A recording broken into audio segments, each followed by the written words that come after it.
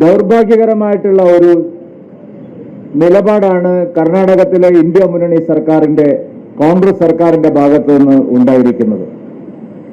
കേരളത്തിലെ ജനങ്ങളെ സംബന്ധിച്ച് വളരെയധികം വേദനാജനകവും കേരളത്തിലെ ജനങ്ങൾക്ക് വളരെയധികം ബുദ്ധിമുട്ടുണ്ടാക്കുന്നതുമായിട്ടുള്ള ഒരു സർക്കാരായിട്ട് കർണാടക സർക്കാർ മാറിയിരിക്കുകയാണ്.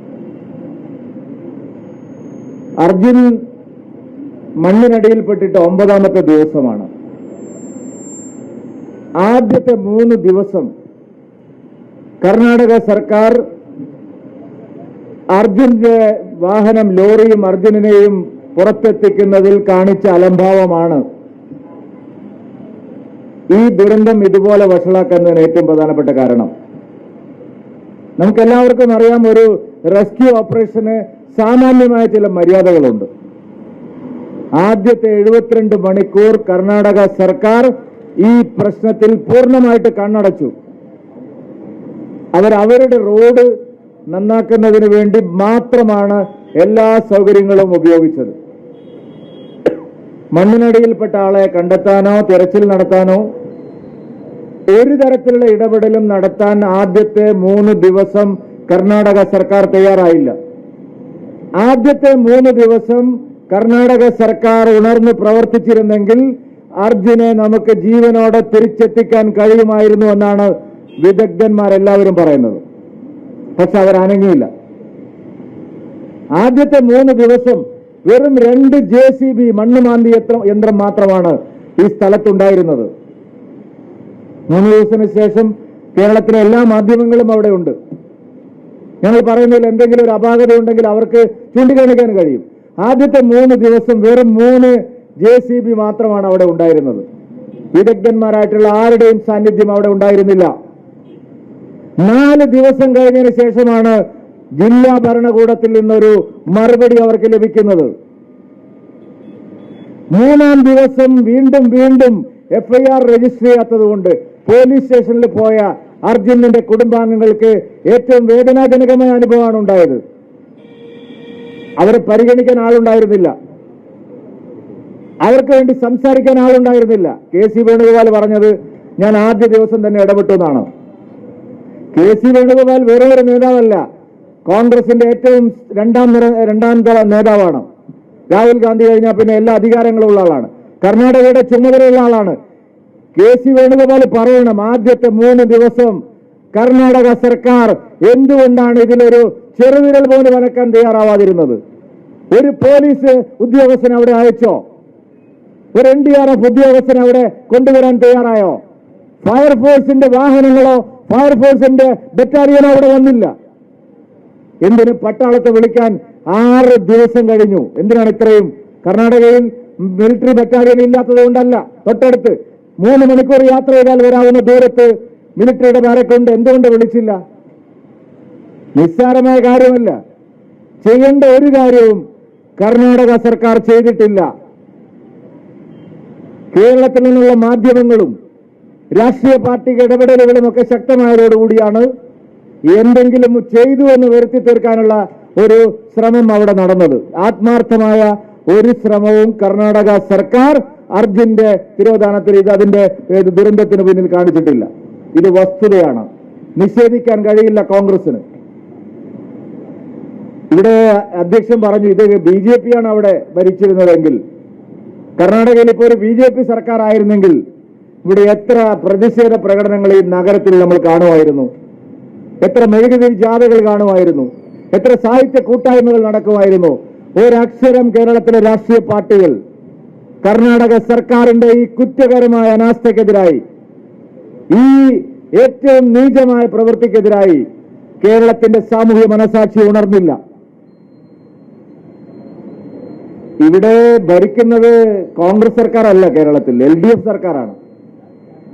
പിണറായി വിജയൻ അതെപ്പോഴും മറന്നുപോവുകയാണെന്ന് എനിക്ക് തോന്നുന്നു. CPM പിണറായി വിജയനോ കർണാടക സർക്കാരിന്റെ ഈ അലംഭാവത്തിനെതിരായി, ഈ മനുഷ്യത്വരഹിതമായ നിലപാടിനെതിരായി ഒരു വാക്കുച്ചരിക്കാൻ 9 ദിവസം കഴിഞ്ഞിട്ടും തയ്യാറായിട്ടില്ല എന്നുള്ളത് പരമപ്രധാനമായിട്ടുള്ള കാര്യമാണ്. പിണറായി വിജയനോ ഗോവിന്ദനോ CPMന്റെ ഏതെങ്കിലും നേതാക്കളോ കർണാടക സർക്കാരിന്റെ കുറ്റകരമായ ഈ അനാസ്ഥക്കെതിരായി ഒരക്ഷരം ശബ്ദിക്കാൻ തയ്യാറായിട്ടില്ല. കാരണം ഇന്ത്യ മുന്നണിയാണ്, ഘടകകക്ഷിയാണ് അവിടെ ഭരിക്കുന്നത്. കോൺഗ്രസിനെ വിമർശിക്കാൻ തയ്യാറില്ല എന്നുള്ളതിന്റെ വ്യക്തമായ സന്ദേശമാണ് നൽകുന്നത്. എന്ത് ഇടപെടലാണ് കേരളത്തിലെ ഗവൺമെന്റ് നടത്തിയത്? കേരളത്തിൽ എത്ര മന്ത്രിമാരുണ്ട്? അവരാരെങ്കിലും അവിടെ പോയോ? കേരളത്തിലെ ഏത് മന്ത്രിക്കും ഒരു 6 മണിക്കൂർ കൊണ്ട് എത്താൻ പറ്റുന്ന ഒരു സ്ഥലത്ത് എന്താ ഇതുവരെ ആരും പോയില്ല? ഒരു നടപടിയും അവരെടുത്തില്ല. കുവൈത്തിൽ നമ്മുടെ മലയാളികൾ തീപിടുത്തത്തിൽ ദാരുണമായി മരണപ്പെട്ടപ്പോൾ കേന്ദ്ര സർക്കാർ വിദേശകാര്യമന്ത്രിയെ അയച്ച് 2 ദിവസം കൊണ്ട്, സാധാരണ എല്ലാവരും പ്രതീക്ഷിച്ച ഒരു 10 ദിവസമെങ്കിലും എടുക്കുന്നതാണ് ഭൗതിക അവശിഷ്ടങ്ങൾ കേരളത്തിൽ വരാൻ. 3-ാം ദിവസം രാവിലെ കൊച്ചിയിൽ ഡൽഹിയിലേക്ക് മൃതദേഹങ്ങൾ കൊണ്ടുപോകുന്നതിന് മുമ്പ് കൊച്ചിയിൽ വിമാനത്താവളത്തിൽ എല്ലാ മൃതദേഹങ്ങളും എത്തിച്ചു. 3-ാം ദിവസം രാവിലെ 10 മണിക്ക് കൊച്ചിയിൽ മൃതദേഹങ്ങൾ എത്തുമെന്ന് അറിഞ്ഞിട്ടും മുഖ്യമന്ത്രി പിണറായി വിജയൻ 2-ാം ദിവസം വൈകുന്നേരം 6 മണിക്ക് ഒരു മന്ത്രിയെ കുവൈത്തിലേക്ക് അയക്കാൻ തീരുമാനിച്ചു. എല്ലാ നടപടിക്രമങ്ങളും പൂർത്തിയായി. അവര് സ്വമേധയാ ഒരു മന്ത്രിയെ, നമ്മുടെ ആരോഗ്യമന്ത്രിയെ കുവൈത്തിലേക്ക് അയക്കാൻ തീരുമാനിച്ചു. നടപടിക്രമങ്ങളൊന്നും അവിടെ പൂർത്തിയാക്കിയില്ല. കേന്ദ്രത്തിലോ വിദേശ രാജ്യത്തെ കോൺസുൽ എംബസിയിലൊന്നും പൂർത്തിയാക്കിയില്ല. ഇവിടുന്ന് ടിക്കറ്റൊക്കെ എടുത്ത് വലിയ ഒരു 5-6 ദിവസത്തേക്കൊക്കെയുള്ള, ഒരാഴ്ചക്കുള്ള യാത്രാ ബാഗുകളൊക്കെ ആയിട്ട് ഇവർ പോയി. എന്നിട്ട് പറയാം ഞങ്ങളെ വിമാനത്താവളത്തിൽ തടഞ്ഞു വെച്ചു.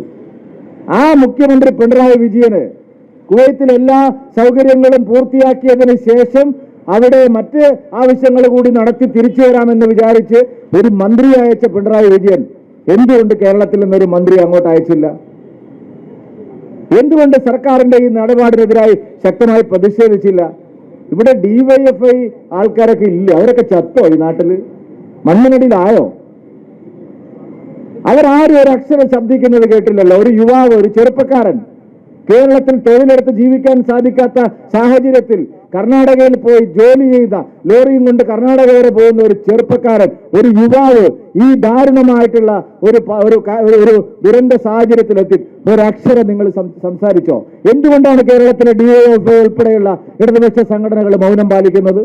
കർണാടക സർക്കാരിനോട് എന്താണ് നിങ്ങൾക്ക് ഇത്ര വലിയ അടങ്ങാത്ത പ്രേമം? ഗൗരവതരമായ വിഷയമാണ്. ഇത് മാത്രമല്ലല്ലോ, 1 കോടി ആളുകളെങ്കിലും ബാധിക്കുന്ന ഒരു വലിയ കീറാമുട്ടിയാണ് കർണാടക സർക്കാർ ഇപ്പോൾ ഉണ്ടാക്കിയിരിക്കുന്നത്. മലയാളികൾ 30 ലക്ഷം ആളുകൾ അവിടെ ജീവിക്കുന്നുണ്ട്. 30 ലക്ഷം ആളുകൾ എന്ന് പറഞ്ഞാൽ ഏറ്റവും ചുരുങ്ങിയത് 1 കോടി മലയാളികളെ നേരിട്ട് ബാധിക്കുന്ന ഒരു പ്രശ്നമാണ്. കർണാടക അവരുടെ സ്വകാര്യ മേഖലയിൽ അടക്കം എല്ലാ നിയമനങ്ങളിലും കർണാടകക്കാരെ മാത്രമേ എടുക്കൂ എന്ന് പറഞ്ഞാൽ കേരളത്തിന് ഇതിന് യാതൊരു പ്രതിഷേധവുമില്ലേ? സംസ്ഥാന മുഖ്യമന്ത്രിക്ക് ഇക്കാര്യത്തിൽ ഒരു അഭിപ്രായവുമില്ലേ? സംസ്ഥാനത്തെ കോൺഗ്രസ് പാർട്ടിക്ക് ഇതിനൊരു അഭിപ്രായവുമില്ലേ? ഏതാണ്ട് 80% ജനങ്ങളെ പ്രതിദാനം ചെയ്യുന്ന കേരളത്തിലെ LDF-ഉം UDF-ഉം കഴിഞ്ഞ ലോക്സഭയിലെ കണക്ക് നോക്കിയാൽ ഏതാണ്ട് 75-80% ജനങ്ങളെ പിന്തുണ LDF-ഉം UDF-ഉം ചേർന്നാണ്. ഞങ്ങൾക്ക് 20% പിന്തുണയേ ഉള്ളൂ. 80% മലയാളികളെ പ്രതിദാനം ചെയ്യുന്ന UDF-നും LDF-നും ഇതൊരു കൺസേൺ അല്ലേ? അവർക്ക് യാതൊരു താല്പര്യവും ഇതിലില്ലേ? മലയാളികൾക്ക് അവിടെ തൊഴിലവസരങ്ങൾ നിഷേധിക്കപ്പെടാൻ പോകുന്നു. അവര് പരിപാടി ഉപേക്ഷിച്ചിട്ടില്ല. മന്ത്രിസഭാ യോഗം നടപ്പാക്കുന്നതിന് കുറച്ച് കാലം നീട്ടിവെച്ചിരിക്കുന്നുവെന്ന് മാത്രമാണ്. 1 കോടി ആളുകളെ നേരിട്ട് ബാധിക്കുന്ന പ്രശ്നമാണ്. കർണാടകയെ ഈ തൊഴിലവസരങ്ങളെല്ലാം ഉണ്ടായത് കർണാടക സർക്കാരിന്റെ എന്തെങ്കിലും മിടുക്കുകൊണ്ടല്ലോ. ലോകത്തിലെ പ്രധാനപ്പെട്ട ബഹുരാഷ്ട്ര കമ്പനികളെല്ലാം അവിടെ വന്നതുകൊണ്ടല്ലേ. ലോകത്തിലെ എല്ലാ രാജ്യങ്ങളിൽ നിന്നും അവിടെ കമ്പനികളുണ്ട്. ഒരു കോസ്മോപോളിറ്റൻ സിറ്റിയാണ് ബാംഗ്ലൂർ. അവിടെ എല്ലാ രാജ്യങ്ങളിൽ നിന്നുള്ള വ്യവസായ സംരംഭങ്ങളുണ്ട്. എല്ലാ സംസ്ഥാനങ്ങളിൽ നിന്നുള്ള വ്യവസായ സംരംഭങ്ങളുണ്ട്. അങ്ങനെയാണ് തൊഴിലവസരം. നമ്മുടെ മുഖ്യമന്ത്രിയുടെ മകൾ തന്നെ വ്യവസായം തുടങ്ങാൻ പോയത് തിരുവനന്തപുരത്തോ കൊച്ചിയിലോ അല്ല, ബാംഗ്ലൂരിലാണ്. വീണ വിജയൻ വ്യവസായം തുടങ്ങിയത് ബാംഗ്ലൂരിലാണ്. ഇവിടുത്തെ പല കോൺഗ്രസിന്റെ നേതാക്കന്മാരുടെയും വ്യവസായങ്ങൾ, കച്ചവടങ്ങളൊക്കെ ബാംഗ്ലൂരിലാണ്. എന്തുകൊണ്ടാണ് അവര് കേരളത്തിന് എതിരായിട്ടുള്ള, മലയാളികൾക്കെതിരായിട്ടുള്ള പച്ചയായ ഒരു സമീപനം വന്നിട്ടും ഒരക്ഷരം ശബ്ദിക്കാത്തത് എന്നുള്ള ചോദ്യമാണ്. നോക്കൂ, മറ്റെല്ലാ കാര്യത്തിലും കാണിക്കുന്ന ഒരു താല്പര്യമുണ്ടല്ലോ. കേരളത്തെ അവഗണിച്ചു, കേരളത്തിനെതിരാണ് മോദി സർക്കാർ എന്ന് വരുത്താൻ എന്തെല്ലാം വില കുറഞ്ഞ പ്രചാരണങ്ങളാണ് ഇവിടെ നടക്കുന്നത്. ഇന്നലെ കേന്ദ്ര ബജറ്റ് വന്നു. എന്താണ് കേരളത്തെ അവഗണിച്ചത്? കേന്ദ്ര ബജറ്റ് കേരളത്തെ ഏത് നിലയിലാണ് അവഗണിച്ചത് എന്ന് മുഖ്യമന്ത്രി പിണറായി വിജയനും പ്രതിപക്ഷ നേതാവും പറയണം. ഏത് രീതിയിലാണ് കേരളത്തെ അവഗണിച്ചത്? ഒരു പോയിന്റ് നിങ്ങൾക്ക് ചൂണ്ടിക്കാണിക്കാൻ സാധിക്കുമോ? കഴിഞ്ഞ പ്രാവശ്യം 21,000 കോടി രൂപയാണ് കേരളത്തിന് ടാക്സ് ഷെയർ ആയിട്ട് കിട്ടിയത്. 21,000 കോടി രൂപ കഴിഞ്ഞ ബഡ്ജറ്റിൽ.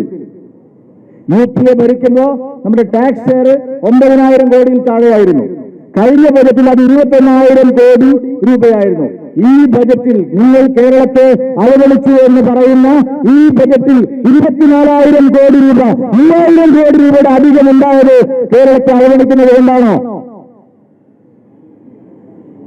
ഏത് പദ്ധതികൾ നിങ്ങൾ എടുത്തു നോക്കും, തൊഴിലുറപ്പ് പദ്ധതി എല്ലാ കാലത്തും ഇടതുപക്ഷവും കോൺഗ്രസും പറയുന്ന ഒരു കാര്യമാണ്, പാവപ്പെട്ടവരുടെ കാര്യം. ഇത്തവണ തൊഴിലുറപ്പ് പദ്ധതിക്ക് എത്ര 1000 കോടി രൂപയാണ് അധികം മാറ്റിവെച്ചത് എന്ന് ഇന്നത്തെ ചില പത്രങ്ങളിൽ കടുകിനുള്ള രൂപത്തിൽ എഴുതിയിട്ടുണ്ട്. കേരളത്തെ അവഗണിച്ചു എന്ന് വാതോരാതെ പ്രസംഗിക്കുന്ന ഇടതുപക്ഷം ഏത് പദ്ധതി നിങ്ങൾ നോക്കിയാലും ഞങ്ങൾ ഇവിടുത്തെ LDFനോടും UDFനോടും ചോദിക്കാൻ ആഗ്രഹിക്കുന്നു. കഴിഞ്ഞ വർഷം കിട്ടിയതിന്റെ കാര്യത്തിൽ ഏത് കാര്യത്തിനാണ് കേരളത്തിൽ കുറവുണ്ടായിരിക്കുന്നത്? കണക്കുകൾ നിങ്ങൾ കാണിച്ചു പറയൂ. ഏതെങ്കിലും വികസന പദ്ധതിക്ക് ഓൺഗോയിങ് പ്രോജക്ടിന് കുറവുണ്ടായിട്ടുണ്ടെങ്കിൽ നിങ്ങൾക്ക് ചൂണ്ടിക്കാണിക്കാം. കേരളത്തിന്റെ വിഹിതത്തിന്റെ കാര്യത്തിൽ കുറവുണ്ടായിട്ടുണ്ടെങ്കിൽ ചൂണ്ടിക്കാണിക്കാം. ഒരു വസ്തുതയും അറിയുന്നതിന് മുമ്പ്, കേരളത്തിന് കിട്ടിയ വിഹിതത്തിന്റെ കണക്ക് പുറത്തു വരുന്നതിന് മുമ്പ് എങ്ങനെയാണ് മുഖ്യമന്ത്രിയും ധനകാര്യമന്ത്രിയും പ്രതിപക്ഷ നേതാവും ഓരോ സ്വരത്തിൽ കേരളത്തെ അവഗണിക്കുന്നു എന്ന് പറയുന്നത്? അപ്പൊ രാഷ്ട്രീയമാണ് ഇതിനെല്ലാം പിന്നിൽ. രാഷ്ട്രീയ കാരണങ്ങൾ കൊണ്ട് കേന്ദ്രം കേരള വിരുദ്ധമാണെന്ന് പ്രചരിപ്പിക്കാൻ ശ്രമിക്കുക. യഥാർത്ഥത്തിൽ കേരളത്തിനെതിരായി പ്രവർത്തിക്കുന്ന കർണാടകയിലെ കോൺഗ്രസ് സർക്കാരിനെ വെള്ളപൂശുക. ഇത് നടക്കുന്ന കാര്യമല്ല. വസ്തുതയായിട്ട് പറയണം. കേരളത്തിന് എവിടെയാണ് കുഴപ്പം സംഭവിച്ചത്? കേരളത്തിന് എന്താണ് ദോഷം ഉണ്ടായിരിക്കുന്നത്? ഇത് ഈ കഴിഞ്ഞ 10 വർഷത്തെ NDA സർക്കാർ കേരളത്തിന് ആകെ നൽകിയ വിഹിതത്തെക്കുറിച്ചെല്ലാം വ്യക്തമായിട്ടുള്ള കണക്ക് ഞങ്ങളുടെ കയ്യിലുണ്ട്. ഇത് ഒരു ദിവസത്തെ പത്രത്തിലോ ചാനലിലോ വന്നാൽ എല്ലാമായി മലയാളികൾ എല്ലാവരും വിഡ്ഢികളാണെന്ന് നിങ്ങൾ വിചാരിക്കേണ്ട. കേരളത്തിൽ കഴിഞ്ഞ 10 വർഷം UPയുടെ 10 വർഷം നിങ്ങൾ എന്ത് കൊടുത്തു? NDയുടെ 10 വർഷം എന്ത് കൊടുത്തു? മൂന്നാം NDA സർക്കാർ എന്ത് കൊടുത്തു? ഓരോന്നും വ്യക്തമായി ഈ നാട്ടിലെ ഓരോ വീട്ടിലും എത്തിക്കാൻ ദേശീയ ജനാധിപത്യ സഖ്യത്തിന്റെ പ്രവർത്തകന്മാർ തയ്യാറാവുമെന്ന് പറയാൻ ഞാൻ ആഗ്രഹിക്കുകയാണ്. കേരളത്തെ സഹായിച്ച സർക്കാരാണ്, കൈയച്ച് സഹായിച്ച സർക്കാരാണ് മോദിയുടെ സർക്കാർ. കർണാടകയിലെ കോൺഗ്രസ് സർക്കാർ കേരളത്തിലെ ജനങ്ങളെ അങ്ങേറ്റം ദ്രോഹിക്കുകയാണ്. മനുഷ്യത്വരഹിതമായ നടപടിയാണ്. എനിക്ക് അത്ഭുതം തോന്നുന്നു നമ്മുടെ മാധ്യമങ്ങൾ അവിടെ നിന്ന് റിപ്പോർട്ട് ചെയ്യുമ്പോൾ. അവിടുത്തെ ഞാൻ വിചാരിച്ച് ഏതോ ഒരു വിദഗ്ധനാണ് വന്ന് അവിടെ ഈ മാർഗനിർദ്ദേശങ്ങളെല്ലാം നൽകുന്നത്. നമ്മുടെ കേരളത്തിൽ നിന്ന് പോയൊരു ചെറുപ്പക്കാരൻ ബർമുഡയൊക്കെ ഇട്ട് അവൻ അവിടുത്തെ പോലീസിനെയും രക്ഷാദൗത്യത്തെയും സംഘങ്ങളെയൊക്കെ നിയന്ത്രിക്കുക. ഇവിടെയാണുള്ളത്, അവിടെയാണുള്ളത്. ഞാനും വിചാരിച്ചിട്ട് ഏതോ ഒരു വളരെ പ്രഗത്ഭനായിട്ടുള്ള ഒരു വിദഗ്ധനാണ് ഈ കാര്യത്തിൽ. പക്ഷെ അതെന്താണ് കാണിക്കുന്നത്? അത് കാണിക്കുന്നത് കർണാടകയ്ക്ക് ഇക്കാര്യത്തിൽ യാതൊരു താല്പര്യവുമില്ല. അവരൊരു കാര്യവും അവിടെ ആരെയും അതിന് ചുമതലപ്പെടുത്തിയിട്ടില്ല. ഒരു ഏകോപനവും നടക്കുന്നില്ല. ഒരു തരത്തിലുള്ള സംവിധാനവുമില്ല. മുഖ്യമന്ത്രി ഒരു ദിവസം വന്നു അവിടെ, കർണാടക മുഖ്യമന്ത്രി. അദ്ദേഹം വന്നിട്ട് ഒരു മറുപടിയും പത്രക്കാരോടോ ജനങ്ങളോടോ പറഞ്ഞില്ല. എന്താണ് ചെയ്യാൻ പോകുന്നതെന്ന് പറഞ്ഞില്ല. സൈന്യം എപ്പോ വരുമെന്ന് പറഞ്ഞില്ല. ആരാണ് ഇതിന്റെ ഏകോപന ചുമതല എന്ന് പറഞ്ഞില്ല. ഏത് മന്ത്രിക്കാണ് ഇത് ഏകോപിപ്പിക്കാനുള്ള ചുമതല എന്ന് പറഞ്ഞില്ല. ഏത് IAS IPS ഉദ്യോഗസ്ഥനാണ് ഇത് കോർഡിനേറ്റ് ചെയ്യുന്നത്? ഒന്നും പറയാതെ അദ്ദേഹം തിരിച്ചുപോയി. ഒരു നടപടിയും കർണാടകയിൽ ഉണ്ടായില്ല. മനുഷ്യത്വരഹിതമായ തീരുമാനമാണ് കർണാടകയിൽ ഉണ്ടായത്. അതിനെതിരെ കേരളത്തിൽ ശക്തമായ പ്രതിഷേധം ഉയരണം. അതിന്റെ ഭാഗമായിട്ടാണ് പ്രിയപ്പെട്ടവരെ ദേശീയ ജനാധിപത്യ സഖ്യം ഈ ധർണ ഇവിടെ സംഘടിപ്പിച്ചിട്ടുള്ളത്. ഇത് കേരളത്തിലെ മുഴുവൻ ഗ്രാമങ്ങളിലേക്കും പടർന്നു കൊണ്ടുപോകാൻ ഞങ്ങൾ തയ്യാറാകുമെന്ന് മാത്രം സൂചിപ്പിച്ചുകൊണ്ട് ഈ ധർണ ഔപചാരികമായി ഉദ്ഘാടനം ചെയ്ത് അറിയിച്ചുകൊണ്ട് ഞാൻ വാക്കുകൾ അവസാനിപ്പിക്കുന്നു. നിങ്ങൾക്ക് നമസ്കാരം. വന്ദേ മാതരം.